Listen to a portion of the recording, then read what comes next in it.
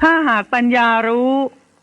ในลักษณะอุ่นๆนั่นแหละค่ะเป็นธาตุไฟเป็นรูปธรรมเป็นรูปปรมัตถ์เป็นรูปแท้เป็นรูปใหญ่ตัวปัญญานั้น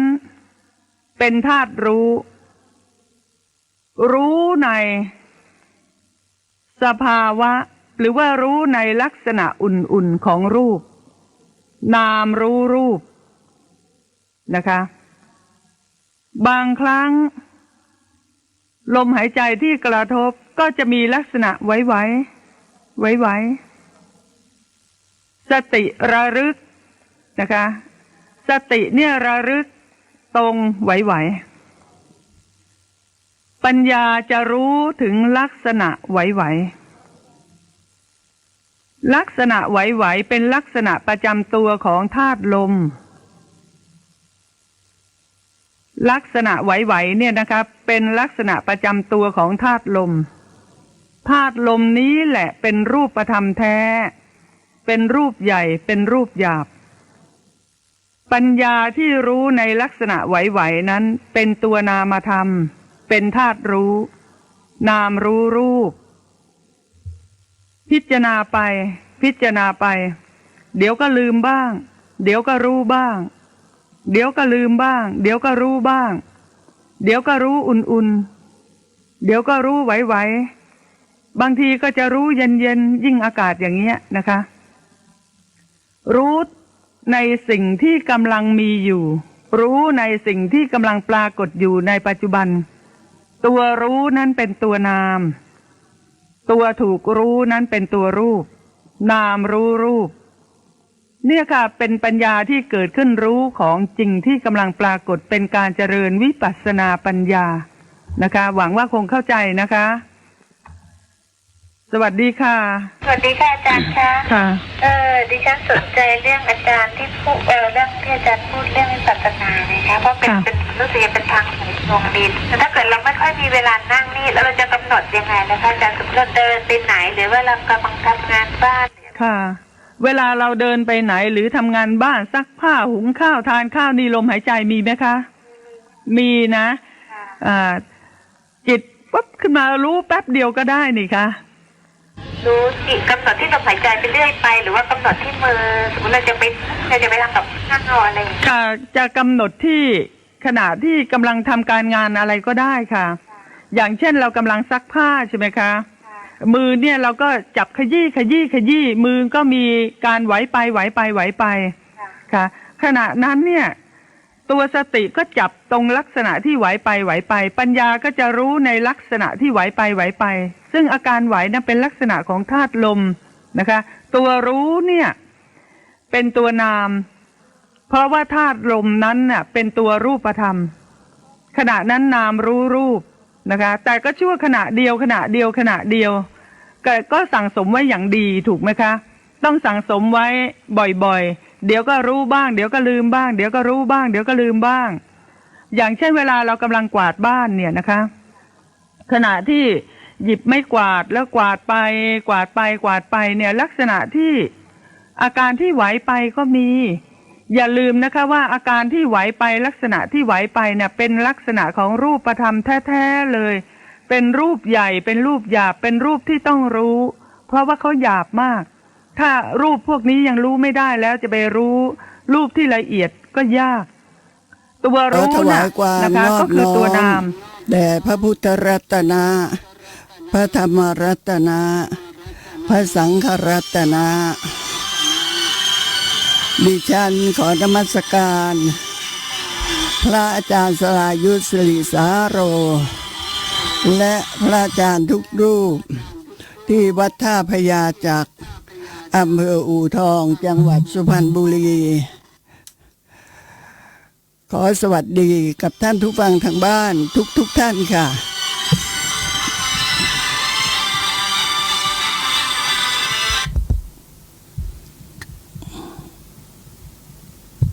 ฮัลโหลเข้าสถานีเข้าไปใหม่ไม่นี่ติดแล้วนี่นะติดแล้ว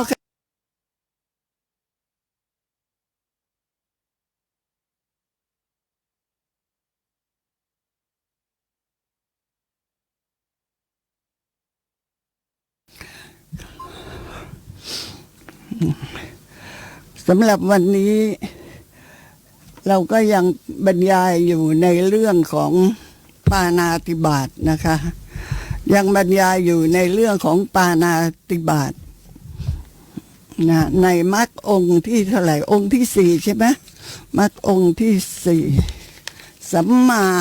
กัมมันตะการงานชอบ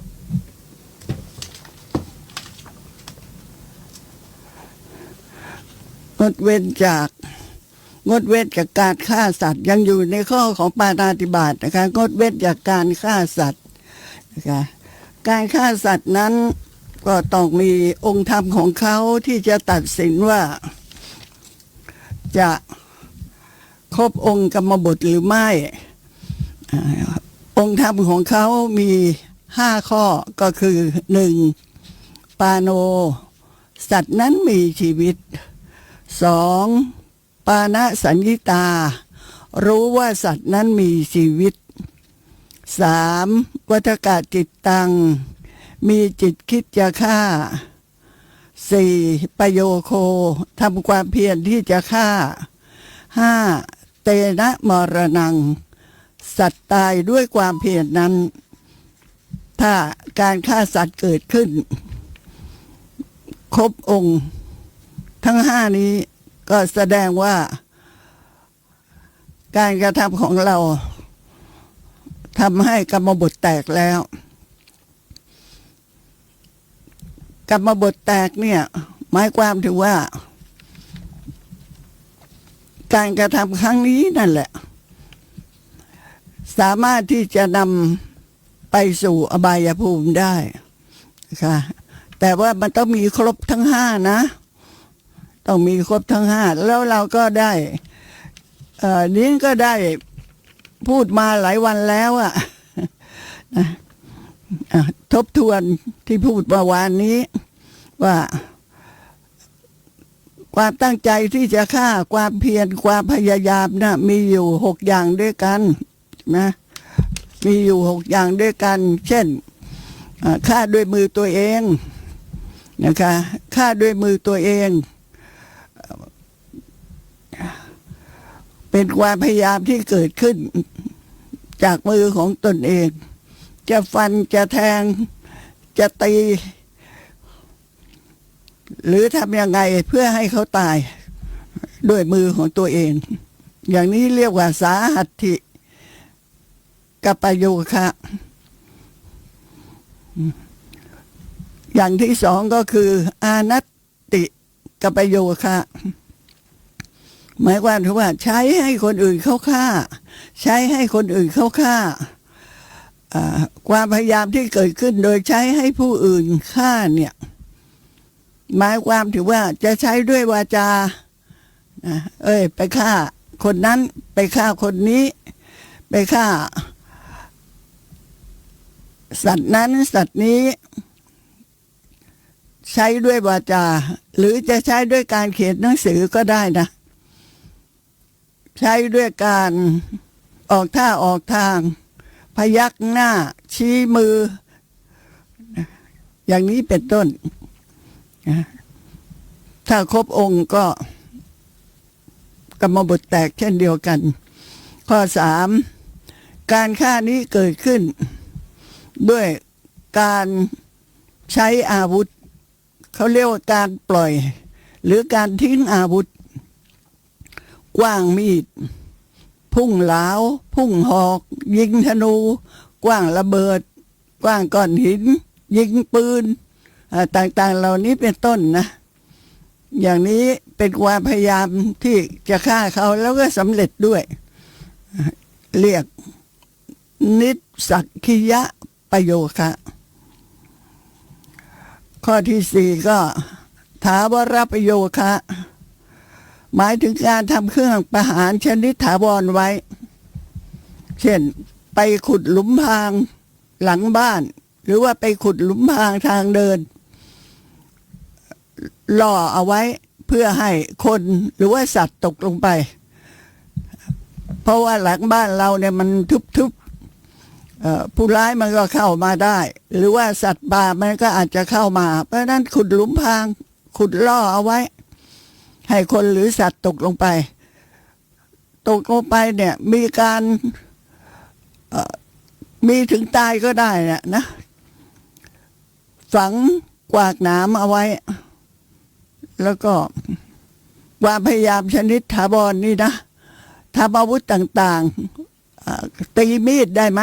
ตีมีดตีขวานปืนนี่เขาเรียกว่าอะไรนะการทำปืนทำให้เป็นปืนขึ้นมานะหรือว่าทำธนูทำลูกระเบิดทำไว้ทำไมของต่างๆเหล่านี้ทำอาวุธต่างๆเหล่านี้ไว้ทำไมทำไว้เพื่อใช้ในการที่จะสังหารสัตว์หรือว่าสังหารศัตรูของตนข้อนี้ก็แสดงให้รู้ว่าผู้ที่สร้างอาวุธต่างๆเหล่านี้ไว้โดยมีวัฏกะเจตนาวัฏกะเจตนาหมายความว่าเจตนาที่จะฆ่าเนี่ยสำคัญมากทีเดียวถ้ามีผู้ใดผู้หนึ่งนำเอาอาวุธที่ของเราทำเอาไว้นั่นน่ะนำไปใช้ในการฆ่าสำเร็จลงผู้ที่สร้างอาวุธนั้นน่ะ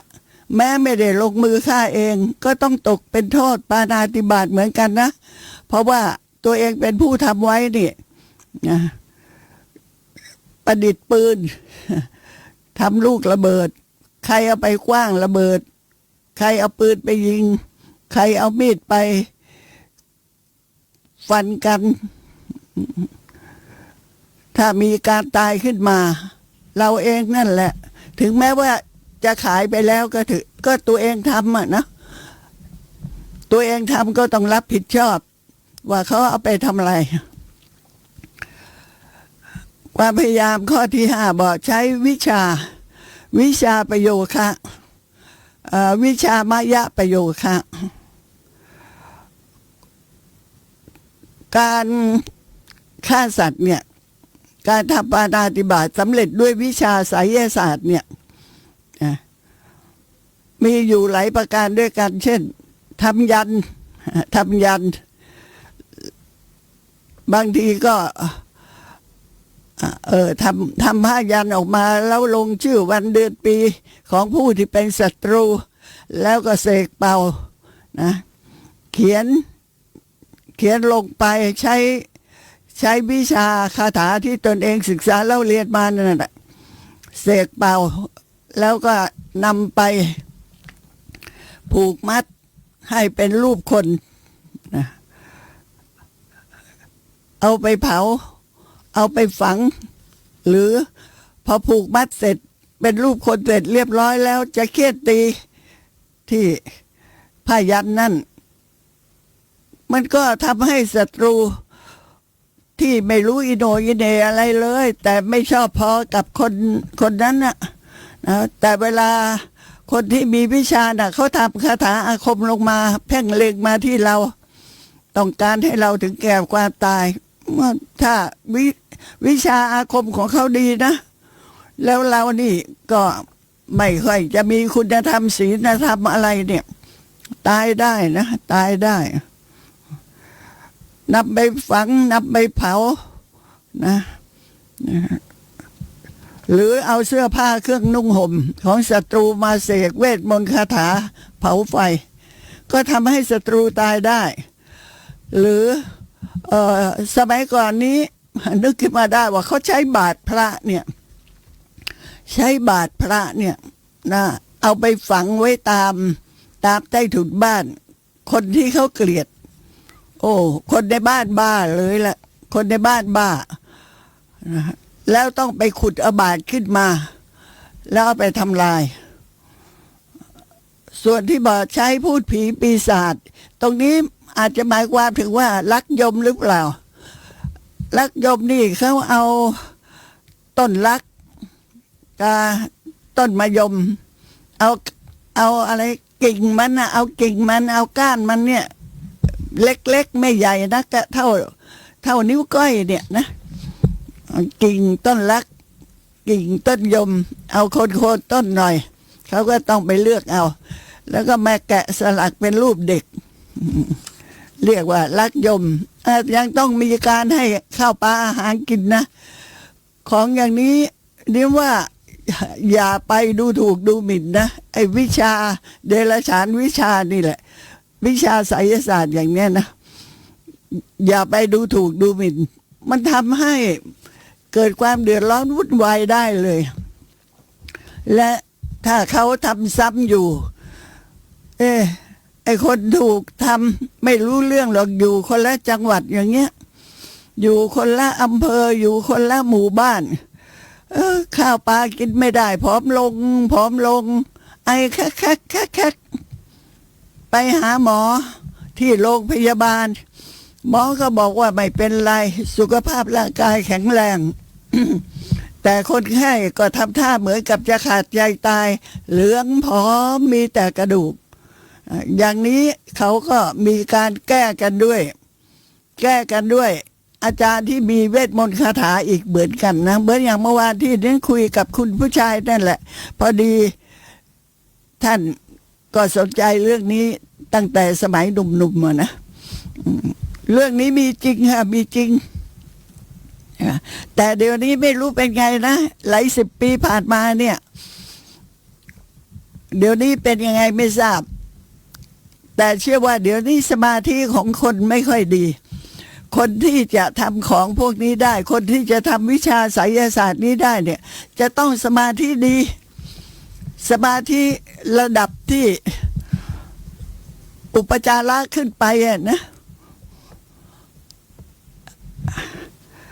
แล้วเขาไม่ได้ต้องการที่จะทำแบบทางพุทธศาสนาแต่เขาต้องการทำเพื่อให้เกิดมีชื่อเสียงมีคนยกย่องนับถือเมียน้อยทำเมียหลวงเมียหลวงทำเมียน้อยเรื่องของพี่น้องเรื่องของศัตรูคู่อาฆาตนะสมัยก่อนนี้ใช้วิชาไสยศาสตร์เพราะนั้นตายได้นะตายวิชามยะประโยคะวิชานิพพโตวิชามโยความพยายามที่เกิดขึ้นด้วยการใช้วิชาเนี่ยเรียกว่าวิชามยะเป็นการทำปาณาติบาตที่สำเร็จด้วยวิชาไสยศาสตร์มีอยู่หลายประการด้วยกันทีเดียวนะคะ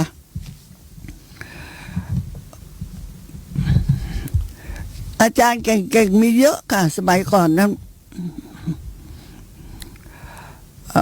อย่าง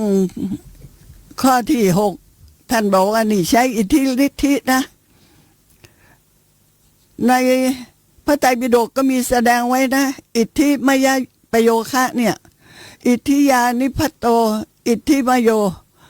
ความพยายามที่เกิดขึ้นด้วยการใช้อิทธิฤทธิ์ชื่อว่าอิทธิมยะหมายเอาอิทธิฤทธิ์ที่เกิดขึ้นโดยอาศัยกรรมเหมือนกับเรื่องของพระเจ้าปิตุที่อยู่ลังกาทวีปพระราชาพระองค์นี้มีอิทธิฤทธิมากมีอิทธิฤทธิที่ไหนมีอิทธิฤทธิที่เขี้ยวฟันนี่แหละในเวลาที่โกรธใครนี่เคาะเขี้ยวฟันเข้าก็ตายคนนั้นต้องตายมีอยู่วันหนึ่งโกรธสุมนโกรธจุลสุมนเศรษฐีพระเจ้าปิตุเนี่ยโกรธก็เลยเคาะที่เขี้ยวของพระองค์เป็นเหตุให้จุลสุมนเศรษฐีนั้นถึงแก่ความตายทันทีเลย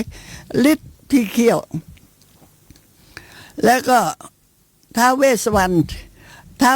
ณใครๆก็รู้จักนะแล้วเดี๋ยวนี้เอามาทำนึกว่าแม่ไม่ควรทำเลยมาสร้างรูปท่านขึ้นแล้วว่าขอหวยขออะไรเนี่ยรู้ไหมว่าท่านเป็นพระโสดาบันบุคคลน่ะไปดูถูกดูหมิ่นอย่างนั้นได้ยังไงท้าวเวสสุวรรณเนี่ยสมัยก่อนท้าวเวสสุวรรณท้าวทัตตลัทธะท้าววิรุณากะท้าววิรูปักขะแล้วก็ท้าวกุเวนก็คือท้าวเวสสุวรรณเนี่ยนะเป็นพระโสดาบัน ทั้งสี่องค์เลยค่ะนะไม่ควรที่จะมาปั้นรูปท่านไว้แล้วมาขอหวยขออะไรนะมันอยู่ที่ดวงของเรามากกว่ากรรมของเรามากกว่าที่จะให้ผลท้าวเวสสวรรณในครั้งก่อนที่ท่านยังไม่ได้บรรลุเป็นพระอริยบุคคลเนี่ยท่านก็เคยฆ่าพวกยักษ์ที่เป็นบริวารของท่านฆ่าด้วยการถลึงตามองถลึงตาก็คือเพ่งจ้องทับตาขึงเลยนั่นแหละค่ะลักยักษ์บริวารของท่านตายเป็นจำนวนมากเลยนะตายเป็นจำนวนมากอย่างนี้เรียกว่าอิทธิมยะประโยคะดังนั้นการฆ่าเนี่ยฆ่ากันได้ด้วยวิธีหลากหลายทีเดียวแล้วเราที่ศึกษาเรื่องนี้ก็เพื่อให้รู้ว่าความพยายามในการฆ่ามีหลายอย่างถ้าสมัยนี้ไม่ค่อยเชื่อกันหรอกในเรื่องนี้เรื่องวิชามยประโยคะเนี่ยกับอิทธิมยประโยคะไม่เชื่อกันแล้วก็อาจจะเป็นเพราะว่าคนที่จะมีวิชาทางนี้มันน้อยลงที่น้อยลงเพราะว่าสมาธิไม่มั่นสมาธิไม่แน่วแน่จิตไม่แน่วแน่นะไม่เข้าอุปจาระนะบางท่านเข้าอัปปนาซะด้วยนะเพราะนั้นเขาก็จะมี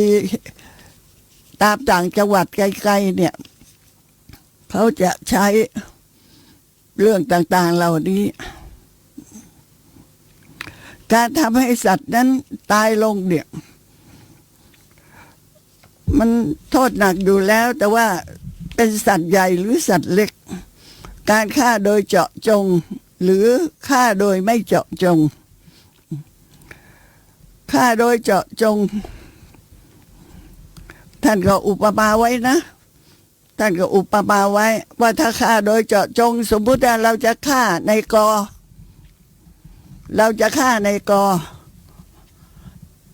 แต่จำผิดไปฆ่าเอาในขอจำผิดไปฆ่าเอาในขอ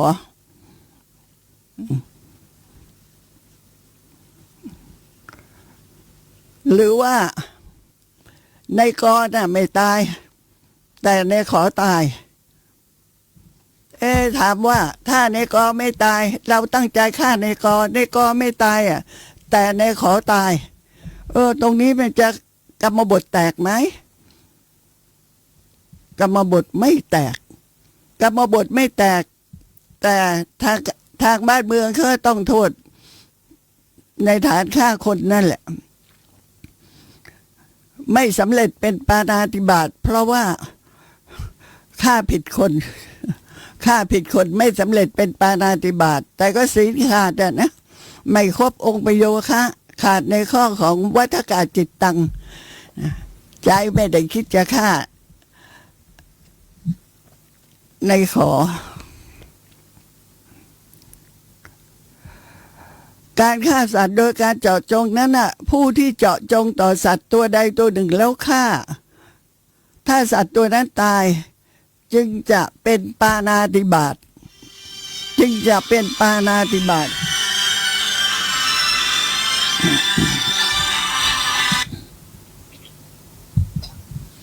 สวัสดีค่ะสวัสดีครับอาจารย์ครับค่ะขอถามเรื่องปาณาติบาตนะครับ ค่ะนายกอเป็นเจ้านายใช้นายขอไปจับไก่มาฆ่าเพื่อมาแกงค่ะอันนี้บาปอยู่ที่เจ้านายหรืออยู่ที่ทั้งสองคนครับขอบคุณครับก็คนใช้นั่นแหละคนใช้ต้องคนใช้ต้องโทษปาณาติบาตคนที่ฆ่าก็ต้องโทษแต่ว่าความหนักเบาต่างกันเจ้านายนั่นแหละหนักกว่าเพราะว่าออกปากใช้เลยไปฆ่าเอามาแกงเหมือนอย่างที่เคยเล่าว่าลูกชายอยากจะกินแกงไก่แม่ เย็นนี้แกงไก่นะ ไก่เรามีเยอะแยะ แม่บอกว่าไม่เอาหรอกฉันรักษาศีลแม่ไม่ทำแหมผมอยากกินน่ะแม่แกงให้หน่อยสิไอ้แกงมันแกงได้หรอกแต่แกไปจับไก่เองแล้วกันนะแกไปจับไก่ฆ่าเองก็แล้วกันแม่ไม่ทำให้นะแต่แกงให้ได้ลูกชายก็เลยไปจับไก่มาฆ่าแม่ก็แกงถามว่าทั้งสองคนไหมก็ทั้งสองคนนั่นแหละค่ะถ้าแม่ไม่อนุญาตลูกก็จะไม่ทำนะลูกก็ทำไม่ได้เพราะแม่ไม่อนุญาตไก่ของแม่แต่ในเมื่อแม่ไม่สั่งฆ่าเองแต่ใช้ให้ลูกไปจับมาฆ่าแล้วแม่แกงให้หนักเบาต่างกันนะคะแต่ก็ต้องปาณาติบาตทั้งคู่เหมือนกัน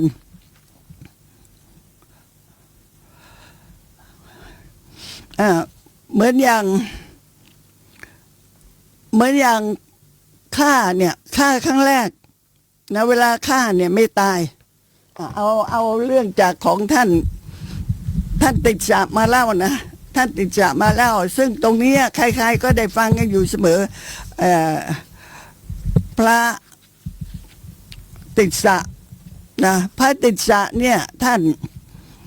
ประพฤติดีปฏิบัติชอบนะประพฤติดีปฏิบัติชอบในสมัยนั้นนะพระผู้มีพระภาคเจ้าประทับอยู่ที่พระวิหารเชตวันปารภพระเถระที่ชื่อติดสะท่านมีโยมอุปถากมีโยมอุปถากโยมน่ะนิมนต์ว่าให้ท่านมารับภัตตาหารที่บ้านทุกวันเลยรับภัตตาหารที่บ้านทุกวันเรื่องนี้พระพุทธองค์ทรงทราบนะท่านติดสะก็ไปรับภัตตาหารที่บ้านของนายช่างแก้วเนี่ยทุกวันการไปรับอาหารที่บ้านสมัยก่อนนั้นน่ะบางทีเขายังทำอาหารไม่เสร็จเขาก็นิมนต์ให้นั่งรอในบ้านก่อนมีอยู่ครั้งหนึ่งเขาในช่างแก้วเขาทำอาหารยังไม่เสร็จเขาก็เลยนิมนต์พระให้นั่งรอในบ้านซึ่งก็เป็นธรรมดาก็อย่างนี้แหละใส่บาตรกันมาตั้ง12 ปีใส่บาตรกันมา12 ปี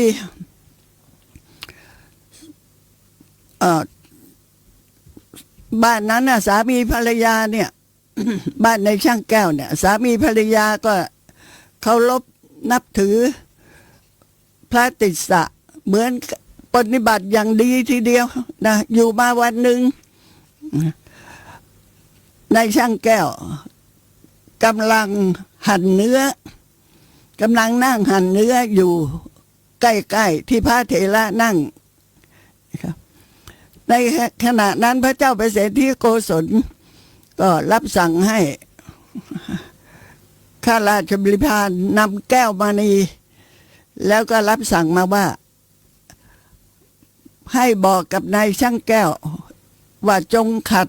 แก้วมณีนี้แล้วเจรไนให้สวยงามทีเดียวตกแต่งให้สวยงามแล้วส่งมาให้เราจะประดับแก้วมณีดวงนี้เจ้าหน้าที่ก็นำมาให้นายช่างแก้วก็รับแก้วมณีนั้นมาจากข้าราชบริพารแต่เวลาที่รับแก้วมณีเนี่ยมือที่หั่นเนื้อมันก็เปื้อนเลือดใช่ไหมมันก็เปื้อนเลือดเขาก็เลยเอาวางไว้บนเขียงแล้วก็เดินไปข้างในเพื่อล้างมือจะได้มาดูอีกทีว่าจะทำแบบไหนถึงจะสวยงามในขณะที่นายช่างแก้วเดินเข้าไปข้างในบ้านเพื่อล้างมือนั่นแหละไอ้เจ้านกกระเรียนที่เขาเลี้ยงไว้ตัวหนึ่งมันก็เดินเข้าเดินออกในบ้านด้วยความคุ้นเคยเลี้ยงเงินมาตั้งแต่เล็กนกมันก็เดินมาหน้าบ้านก็เห็นว่าบนเขียงเนี่ยมีก้อน มีก้อนเลือดอยู่ ที่จริงแล้วมันเป็นก้อนแก้วมณีแต่ว่าถูกเลือดฉโลมอยู่อะนะถูกเลือดฉโลมอยู่นกกระเรียนนั่นก็คิดว่าเป็นเลือดเป็นก้อนเนื้อก็เลยจิกแก้วมณีแล้วกลืนลงท้องนกนะมันไม่รู้หรอกว่าอะไรคิดว่าเป็นเนื้อเพราะว่ากลิ่นเลือดที่ติดอยู่ที่แก้วมณีนั่นนะตอนนั้นพระติสสะท่านก็เห็นท่านนั่งอยู่ตรงนั้นท่านก็เห็นเหตุการณ์เห็นว่านกกระเรียนมากินแก้วมณีซะแล้วท่านก็เฉยเมื่อนายช่างแก้วเดินออกมาล้างมือเสร็จเดินออกมาจะมาดูแก้วมณีอ้าวไม่เห็นแก้วมณีที่เขียงนี่ดาวางไว้ตรงนี้ก็เลยเดินไปถามภรรยาถามบุตรถามธิดาที่อยู่ในบ้านทุกคนว่าพวกเจ้าเนี่ยเอาแก้วมณีที่เราวางไว้บนเขียงเอาไปแล้วหรือเปล่าทุกคนเลยบอกว่าไม่ได้เอาไปไม่มีใครหยิบไปหรอกภรรยาก็บอกไม่ได้เอาไปลูกชายลูกสาวก็บอกไม่ได้เอาไปนายช่างแก้วพอได้ยินใครๆปฏิเสธว่าไม่ได้เอาไปคิดเลยหรือว่าพระเถระที่นั่งรออยู่เนี่ยจะหยิบเอาไปซะแล้วนี่มันคือแก้วมณีของพระราชาทีเดียวนะแล้วมันหายไปไหนก็ยังไม่ได้ถามพระหรอกเข้าไปปรึกษากับภรรยาอีกว่าแก้วมณีของเรานี่ฉลอยพระเถระพระคุณเจ้าจักมาหยิบเอาไปจากเขียงกระมังนี่ภรรยาบอกว่านี่แน่ท่านอย่าได้กล่าวหาอย่างนี้เลยท่านพระเถระจะไม่ทำอย่างนั้นแน่นอนดิฉันไม่เคยเห็นโทษอะไรของพระเถระเลยตลอดการที่เรานิมนต์ท่านมารับภัตตาหาร12 ปีไม่เคยเห็นท่านทำอะไรที่ผิดพลาดเลยท่านย่อมไม่ถือเอาแก้วมณีคือท่านย่อมไม่ลักเอาแก้วมณีไปแน่นอนนายช่างแก้วกระวนกระวายตายแล้วว่ะใครๆก็บอกว่าไม่ได้เอาไปไม่รู้จะทำไงก็เลยเข้าไปถามพระเถระท่านขอรับท่านเอาแก้วมณีที่กระผมวางไว้บนเขียงนี่ไปหรือเปล่าครับพระติสสะตอบว่าเราไม่ได้นำไปหรอกอุบาสกช่างแก้วก็พูดว่าท่านขอรับกฎในบ้านนี้มันไม่มีคนอื่นเลยภรรยาผมลูกสาวลูกชายก็ไม่ได้เอาไปแล้วท่านเนี่ยนั่งอยู่ที่นี่คนเดียวท่านต้องหยิบไปแน่นอนแล้วล่ะเพราะว่าถ้าท่านไม่เอาไปของจะไม่หายไปไหนเลยขอคืนเถอะครับเพราะว่าแก้วมณีนี่เป็นของพระราชาท่านก็รู้ก็เห็นอยู่ได้ยินอยู่พระเถระ ท่านก็นิ่งเพราะท่านไม่ได้เอาไปจริงๆท่านก็นิ่งแล้วก็ไม่ได้พูดอะไรนายช่างแก้วจึงไปพูดกับภรรยาว่าแน่นอนแล้วพระเถระนี่เอาแก้วมณีเราไปแน่นอนถามก็นิ่งเราจะบีบคั้นท่านทรมานท่านให้ท่านเอามาคืนให้ได้ภรรยาก็บอกว่านี่นายอย่าทำให้พวกเราชิบหายเลยพวกเราเนี่ยไปเป็นทาสเขาจะดีกว่านะท่านอย่าทำอย่างนี้แล้วท่านมากล่าวหาพระเถระไม่ประเสริฐเลยที่ท่านจะพูดอย่างนี้จะทำอย่างนี้ท่านอย่าทำให้พวกเราชิบหายเลยช่างแก้วไม่ฟังพูดว่าพวกเราทั้งหมดถ้าจะไปเป็นทาสของพระราชาทุกคนก็ยังไม่มีค่าเท่ากับแก้วมณีดวงนี้เพราะฉะนั้นเราจะต้องเอาแก้วมณีคืนให้ได้ เพราะว่าพระเถระเอาไปแน่นอนแล้วถามท่านก็ไม่รับอ่ะก็เลยเข้ามาในบ้านคนได้เชือกเส้นหนึ่งและเส้นใหญ่พอสมควรนะแล้วก็เป็นเชือกที่เหนียวด้วย เชือกใหญ่เหนียวด้วยสมัยก่อนเขาเรียกเชือกมะพร้าวอ่ะแบบลักษณะนั้นอ่ะเอามาพันที่ศีรษะของพระเถระแล้วขันชะเนาะอ่ะแม่พูดถึงขันชะเนาะนี่ต้องพูดถึงคนที่อยู่ริมแม่น้ำยังจะรู้ว่าการขันชะเนาะเขาขันกันยังไงนะเดี๋ยวนี้ไม่มีแล้วค่ะการขันชะเนาะเขาจะเอาไม้ลวกที่แก่จัดโคนไม้ลวกเนี่ยที่ตันเลยนะที่แก่จัดสักศอกกว่าศอกครึ่งน่าจะได้นะเขาจะตัดเอาไว้พอดีมืออย่างเงี้ยพอดีมือจับเลยหนักมากเขาจะจับเอาไว้สำหรับทำเอาไว้สำหรับป้องกันตัวในบ้านเพราะว่าเวลาจับแล้วเนี่ยมันมั่นคงแน่นอนตีไปที่ไหนแข้งขาหักเลยตีไปที่หัวก็หัวแตกเลยตีไปที่เขาตีกันที่อะไรที่หลังกกหูเนี่ยค่ะเขาเรียกทัดดอกไม้เขาตีกันที่ทัดดอกไม้เนี่ยตายเลยด้วยขันชะเนาะด้วยไม้ขันชะเนาะ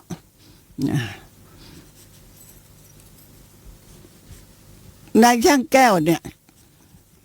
เอาเชือกมาพันที่ศีรษะพระเถระแล้วขันด้วยท่อนไม้คือพอผูกเอาเชือกผูกที่ศีรษะมั่นคงดีแล้วก็เอาไม้เนี่ยไม้ลวกตันเนี่ยใส่ลงไปแล้วหมุนโอ้ยหมุนนี่พอขันแน่นเลือดมันก็ไหลออกม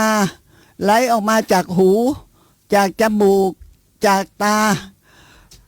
ตานี่ทะลักออกมาเลยนะทะลักออกมาเลยพระเถระปวดมากเจ็บปวดมากเข้าถึงทุกขเวทนาแสนสาหัสล้มลงที่พื้นบ้านนั่นเองล้มลงที่พื้นบ้านเลือดก็ไหลออกมานายช่างแก้วก็ขันอยู่นั่นน่ะนกกระเรียนมันได้กลิ่นเลือดของพระเถระมันก็เลยเดินเต้าแต้ออกมาอีกมากินเลือดที่ไหลออกจากร่างกายของพระเถระนายช่างแก้วพอเห็นนกกระเรียนความเป็นคนพาลนะก็เลยเตะนกกระเรียนด้วยเท้าอย่างแรงเลยเตะไปติดข้างขวาเลยแล้วก็พูดว่านั่นมึงจะทำอะไรนะมากินนะมึงจะทำอะไรนะด้วยความโกรธนะโกรธใครโกรธพระค่ะนกกระเรียนนี่เมื่อถูกเตะกระทบข้างฝาเตะทีเดียวเท่านั้นนะตายคาที่เลยพระเถระนอนอยู่ที่พื้นบ้านก็เห็นนกกระเรียนน่ะกระเด็นไปติดข้างขวาแล้วก็ตายคาที่ท่านจึงบอกว่าอุบาสกท่านจงผ่อนเชือกที่พันศีรษะของเราให้หย่อนลงสักหน่อยเถิดนะเจ็บปวดมากเหลือเกินอย่าได้ทำอย่างนี้เลยท่านจงมาพิจารณาดูนกนี่ก่อนเถิดว่ามันเป็นยังไงตายแล้วหรือยังนายช่างแก้วก็บอกว่าแม้ตัวท่านเองก็จะตายเช่นนกเช่นเดียวกันพระเถระตอบว่าอุบาสกแก้วมณีนั้นน่ะนกกระเรียนตัวนี้มันกลืนกินเข้าไปในท้องถ้าหากว่าอุบาสกไม่เชื่อนะก็ลองผ่าท้องนั่นดูผ่าท้องนกดูที่อาตมานั่นน่ะไม่บอกในตอนแรกก็เพราะว่าถ้าหากบอกว่านกกระเรียนมันกลืนกินแก้วมณีของท่านไปท่านก็คงจะจับมันฆ่านะข้าพเจ้าแม้ต้องตายข้าพเจ้าก็จักไม่บอกอย่างนี้แก่ท่าน แต่เมื่อนกกระเรียนนั้นตายแล้วข้าพเจ้าก็จะบอกให้รู้ว่า แก้วมณีของท่านน่ะนกกระเรียนกลืนกินเข้าไปในท้องแล้วนายช่างแก้วเอามีดมาแหวะท้องนกก็พบแก้วมณีอยู่ในท้องตกใจงกงันสลดหดหูร้องไห้หมอบลงที่เท้าของพระเถระแล้วกล่าวว่าขอพระผู้เป็นเจ้าจงอดโทษให้แก่กระผมด้วยเถิดกระผมทำไปเพราะความไม่รู้นะหรือจะบอกว่าผมน่ะไม่รู้ทำไปแล้วพระเถระก็ตอบว่าอุบาสกโทษของท่านน่ะไม่มีหรอกแต่โทษของเราก็ไม่มีแต่โทษของการเกิดเวียนวนอยู่ในวัฏฏะนี่เท่านั้นแหละเราน่ะอดโทษให้แก่ท่านไม่ถือโทษโกรธตอบหรอกนายช่างแก้วก็บอกว่าท่านขอรับถ้าท่านอดโทษให้แก่กระผมท่านจงมารับภัตตาหารที่บ้านของกระผมตามเดิมเถิดพระเถระบอกว่า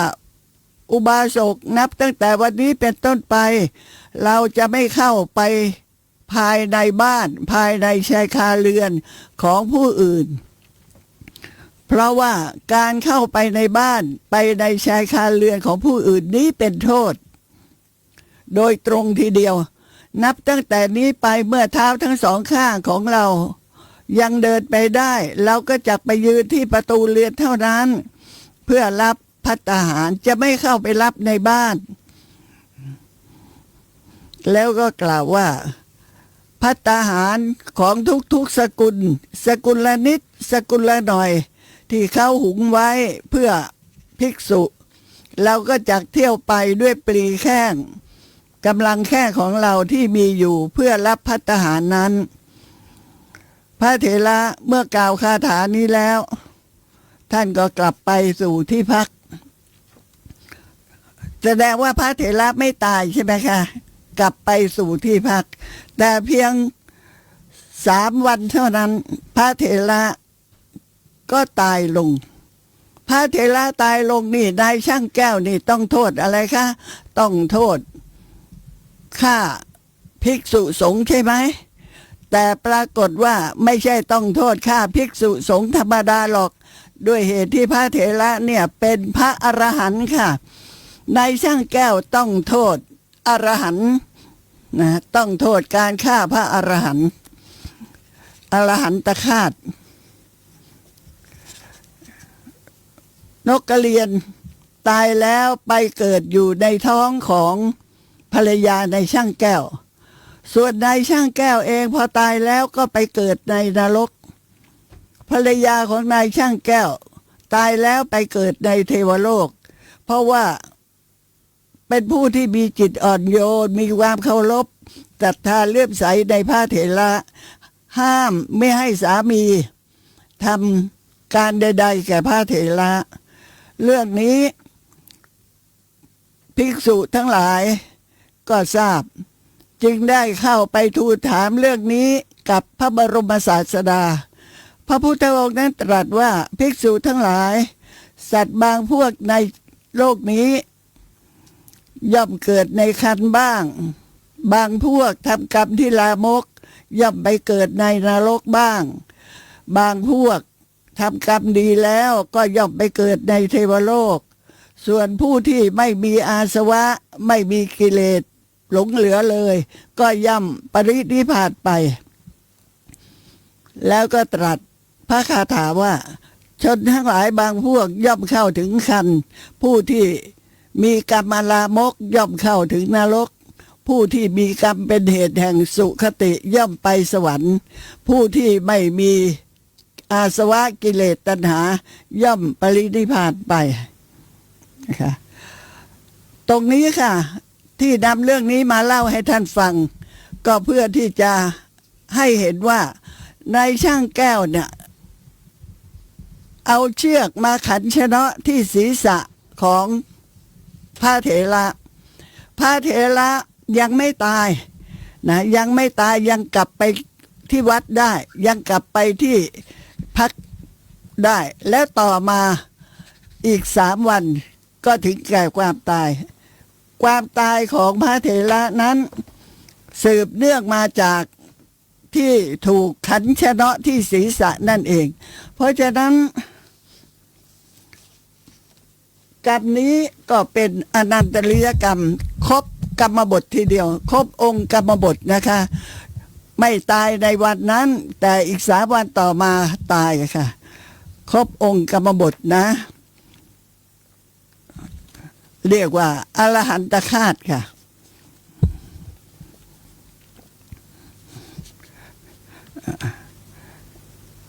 ในพระคัมภีร์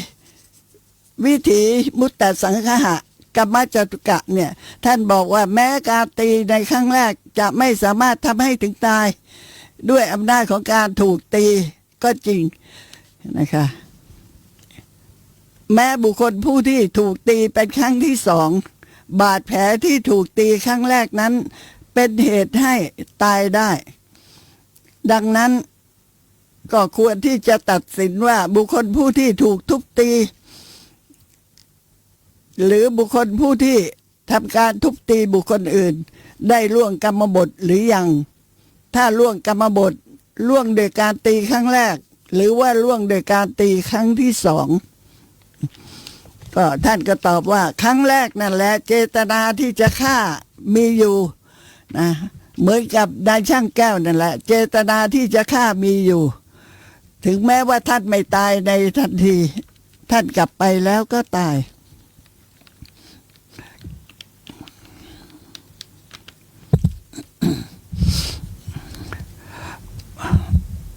ยกตัวอย่างไม่เยอะเลยนะท่านอาจารย์โชว์ยกตัวอย่างไว้เยอะมากการวินิจฉัยเรื่องอัตวินิบาตกรรมอัตตวินิบาตกรรมก็เคยมีคนถามนะคะบอกว่าคนที่ฆ่าตัวตายเนี่ยนะผู้ที่ทำลายชีวิตของตนผู้นั้นน่ะจะได้ชื่อว่าเข้าถึงบาปกรรมบทหรือเปล่าเข้าถึงปาณาติบาตหรือเปล่านะผู้ที่ทำลายชีวิตของตนจะฆ่าตัวตายโดยวิธีไหนจะกินยาตายหรือว่าจะลมควันตายหรือว่าจะยิงตัวตายจะแทงตัวตายอะไรก็แล้วแต่ถามว่าผู้นั้นเนี่ยจะล่วงกรรมบทปาณาติบาตไหมนะคะท่านบอกว่าสัตว์ทั้งหลายฆ่าตัวเองด้วยอาวุธกินยาตายหรือเอาเชือกผูกคอหรือจะกระโดดเหวตายโดยอาศัยความโกรธเมื่อผู้นั้นตายแล้วด้วยความโกรธของตนนั่นแหละตายแล้วย่อมไปเกิดในอบายภูมินะก็นี่มาในบาลีเลยนะในเอกนิบาตชาดกอัตถกถาก็มีผู้คัดค้านบอกว่าการฆ่าตัวตายอย่างเดียวไม่จัดว่าเป็นการล่วงกรรมบทปาณาติบาตนี่นะท่านเราฟังนะบอกการฆ่าตัวตายเนี่ยไม่นับว่าเป็นการล่วงกรรมบทเป็นปาณาติบาตเพราะไม่ได้ฆ่าคนอื่นเพราะว่าองค์ของปาณาติบาตเนี่ยมี5ใช่ไหม1สัตว์มีชีวิตนะก็ต้องเป็นคนอื่นสินะ2เราก็รู้ว่าสัตว์นั้นมีชีวิตเนี่ยมีจิตคิดจะฆ่ากระทำความเพียรที่จะฆ่าสัตว์ตายด้วยความเพียรนั้นท่านบอกว่าฆ่าตัวตายไม่ครบองค์5ขาดปาณสัญญิตารู้ว่าสัตว์นั้นมีชีวิตหมายความถือว่าในข้อที่ว่าสัตว์มีชีวิตนั้นไม่ได้มุ่งหมายเอาตัวเองมุ่งหมายเอาสัตว์อื่นต่างหากที่นอกจากตนก็รู้ว่าสัตว์นั้นมีชีวิตหรอกนะดังนั้นการฆ่าตัวตายจึงไม่ล่วงกรรมบทนะ จึงไม่ล่วงกรรมบทแต่สำเร็จเป็นปาณาติบาตดังนั้นการฆ่าตัวตายจึงไม่ล่วงกรรมบทสำเร็จเป็นปาณาติบาตการฆ่าท่านแสดงไว้ในสารถทีปณีฎีกาและวิมุตติวิโนทนีฎีกาว่าปาณาติบาตกรรมย่อมไม่มีแก่ผู้ที่ฆ่าตัวเองตายอย่างแน่นอนเพราะขาดองค์ปาณสัญญิตาที่ว่าสัตว์มีชีวิตในสัตว์อื่นๆที่นอกจากตัวเองท่านหมายเอาสัตว์อื่นๆไม่ใช่ตัวเองสรุปว่าฆ่าตัวตายน่ะฆ่าตัวตายนั้นน่ะไม่เข้าถึงกรรมบทเพราะว่าองค์ของศีลไม่ครบขาดองค์ปาณาติบาตปาณสัญญิตาที่ว่าสัตว์มีชีวิตแต่เวลาฆ่าตัวตายด้วยอำนาจของโทสะแน่นอนค่ะโทสะนั่นแหละสามารถนำเกิดได้ในอบายภูมิเพราะว่าคนฆ่าตัวตายต้องฆ่าตัวตายด้วยความไม่ชอบไม่อยากอยู่ไม่ต้องการอยู่ไม่อยากเห็นหน้าไม่ต้องการอะไรเนี่ยมันโทสะทั้งนั้นเลยด้วยอำนาจของโทสะนั่นแหละที่ทำให้ต้องเกิดในอบายแต่ไม่ได้ชื่อว่าองค์ของกรรมบทข้อที่หนึ่งคือการฆ่าสัตว์ขาดไปไม่ขาด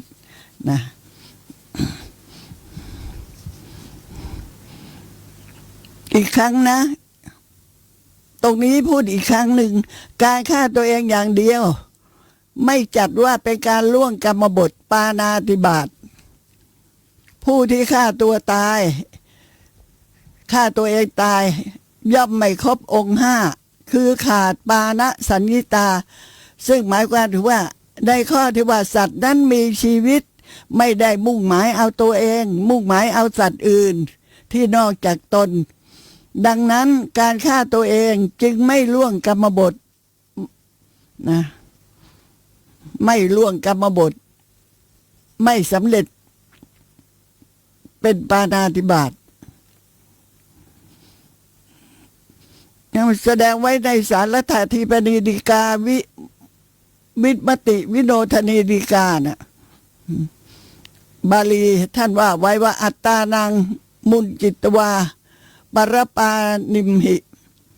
ปาณสัญญิตาลักขณัสสะอังคัสสะอาภาวโตอวัตถิปาณาติปาโตปาณาติบาตกรรมย่อมไม่มีแก่ผู้ที่ฆ่าตัวเองตายโดยแน่นอนเพราะขาดองค์ปาณสัญญิตาที่ว่าสัตว์มีชีวิตในสัตว์อื่นๆที่นอกจากตนเองก็ฟังเอาไว้นะคะ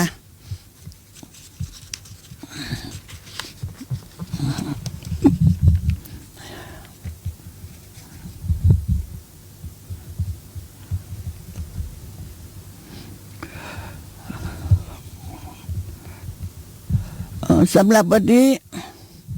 น่าจะหมดเวลาแล้วนะครับหมดเวลาแล้วเนี่ยปาณาติบาตก็ยังไม่จบนะยังไม่จบเพราะว่ามันจะมีการวินิจฉัยที่เกี่ยวกับมาตุฆาตกรรมและปิตุฆาตกรรมการฆ่าพ่อฆ่าแม่เนี่ยการฆ่าแม่ฆ่าพ่อเนี่ยนะลูกที่เป็นมนุษย์ฆ่าบิดาที่เป็นมนุษย์ด้วยกันนะแต่บิดานั้นได้เปลี่ยนแปลงเพศกลายเป็นหญิงไปแล้วตรงนี้น่าคิดนะเป็นเรื่องท่าน